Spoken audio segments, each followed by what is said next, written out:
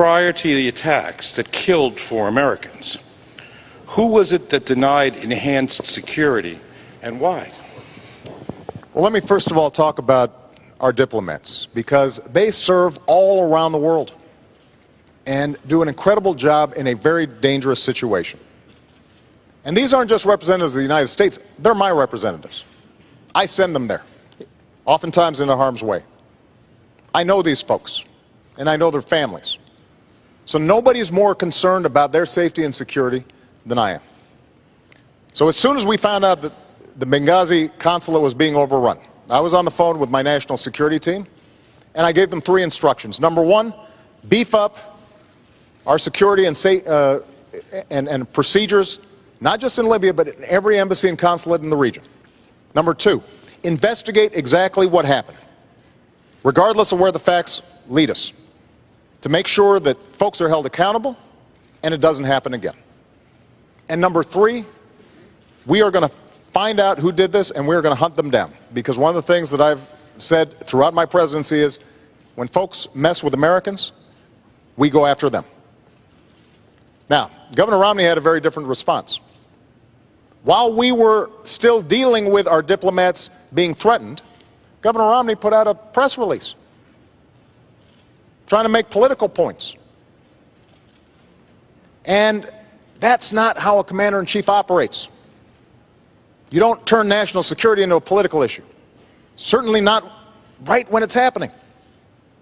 And people, not everybody agrees with some of the decisions I've made. But when it comes to our national security, I mean what I say. I said I'd end the war in Libya, in Iraq, and I did. I said that we'd go after al-Qaeda and bin Laden. We have. I said we'd transition out of Afghanistan and start making sure that Afghans are responsible for their own security. That's what I'm doing.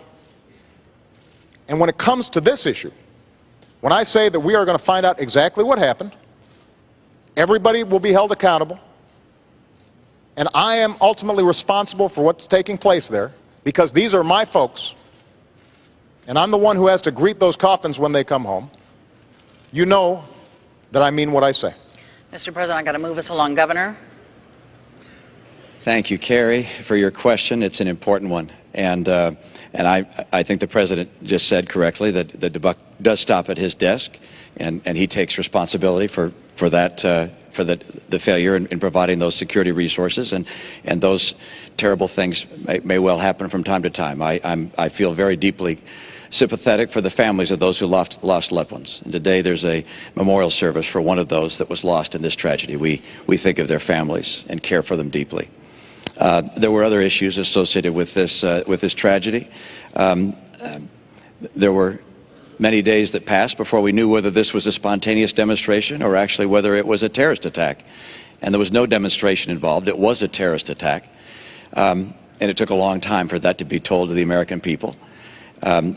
Whether there was some misleading or instead whether we just didn't know what happened, I think you have to ask yourself, why didn't we know 5 days later when the ambassador to the United Nations went on TV to say that this was a demonstration? How could we have not known?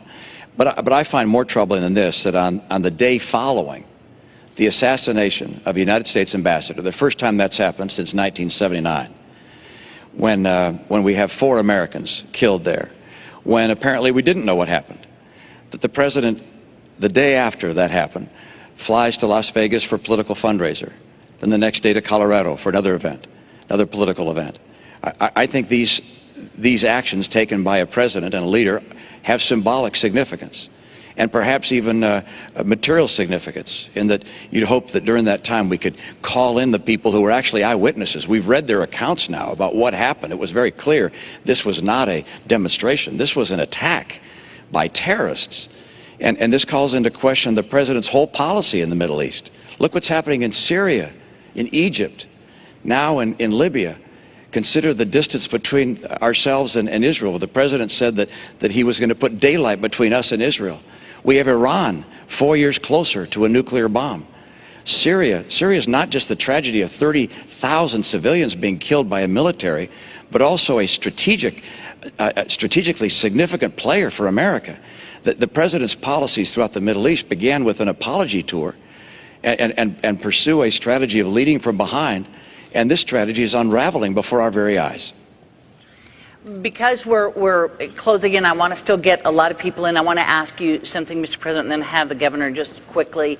Your Secretary of State, as I'm sure you know, has said that she takes full responsibility for the attack on the diplomatic mission in Benghazi. Does the buck stop with your Secretary of State as far as what went on here? No. Secretary Clinton has done an extraordinary job, but she works for me. I'm the president, and I'm always responsible. And that's why nobody's more interested in finding out exactly what happened than I did. The day after the attack, Governor, I stood in the Rose Garden and I told the American people and the world that we were going to find out exactly what happened, that this was an act of terror, and I also said that we're going to hunt down those who committed this crime. And then a few days later, I was there greeting the caskets coming into Andrews Air Force Base and grieving with the families. And the suggestion that anybody in my team, whether the Secretary of State, our UN ambassador, anybody on my team would play politics or mislead when we've lost 4 of our own, Governor, is offensive. That's not what we do. That's not what I do as president.